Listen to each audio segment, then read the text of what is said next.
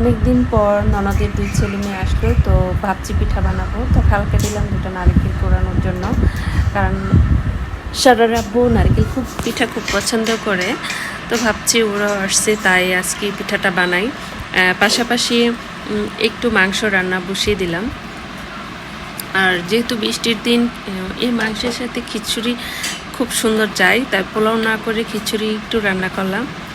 তো একটু মাংস রান্না করছি, একটু বেশি নিয়েছি যেহেতু পিঠা বানাবো, সবাই খাওয়া দাওয়া করবে সেই জন্য। তো পাশাপাশি আবার ঠান্ডার দিন কারণে খিচুড়ি রান্নার জন্য চাল ডাল একসাথে করে নিলাম।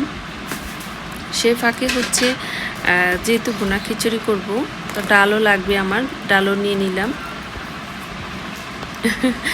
ডাল আর খিচুড়ি, কিন্তু বোনা খিচুড়িটা আমার ননদের ছেলে সেও পছন্দ করে, তার মামাও খুব পছন্দ করে।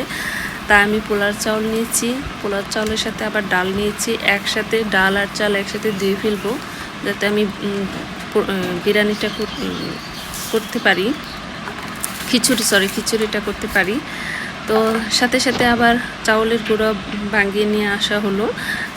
তো ভাবছি যে অন্য পিঠা তো বানাবো, তো পাশাপাশি যদি সকালে নাস্তাটা চিতল পিঠা হয় তাহলে কেমন হয়।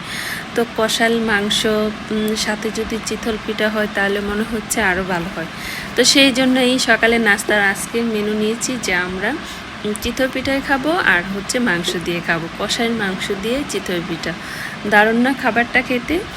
তো একটু পানি দিয়ে আমি গুলিয়ে নিচ্ছি, আর সাথে একটু লবণ দিব। তো এরকমভাবে আমি যখন একটু গুলিয়ে নেওয়ার পর দিয়ে একটু পাতলা হয়ে গেছে, তাই গুঁড়ি মনে হয় এখানে আরও লাগবে। এভাবে আস্তে আস্তে দিয়ে জাস্ট গুঁড়িটা আমি সুন্দর করে নিয়েছি। তো মাটির চুলার মধ্যেই আমি রান্না করব, আর মাটির চুলার মধ্যে এই পিঠাগুলো বানাবো, এবং মাটির চুলার মধ্যে কীভাবে পিঠাগুলো বানায় আপনাদেরকে আমি একটু শেয়ার করবো এবং দেখাবো। এবং খুব সহজভাবেই বানানো যায় এই চিতল পিঠা।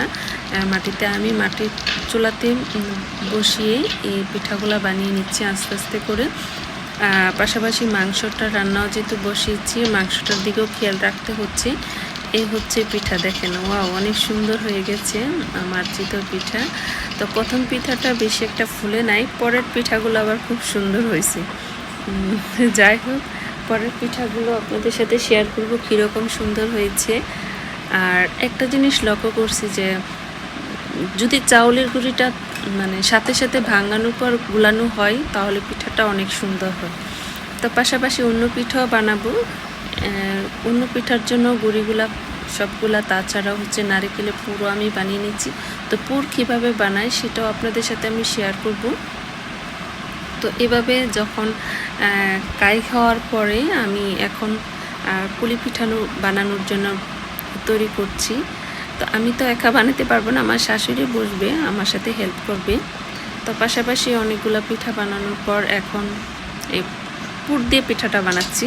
হ্যাঁ, পুরটা কীভাবে আমি তৈরি করছি অবশ্যই আপনাদের সাথে শেয়ার করব, কিভাবে সহজে খুব পুর বানানো যায় নারকেল এবং গুড় দিয়ে, সাথে আমি কি কি দিয়েছি আপনাদের সাথে শেয়ার করব। যদি ভালো লাগে অবশ্যই আমার চ্যানেলটি সাবস্ক্রাইব করবেন, এবং অলরেডি যারা করে ফেলেছেন সবাইকে অসংখ্য অসংখ্য ধন্যবাদ আমার ব্লগ ভিডিও দেখার জন্য। Thank you. আসসালামু আলাইকুম। নেক্সট আবার একটি ভিডিওতে চলে আসবো আপনাদের মাঝে। Thank you. আসসালামু আলাইকুম।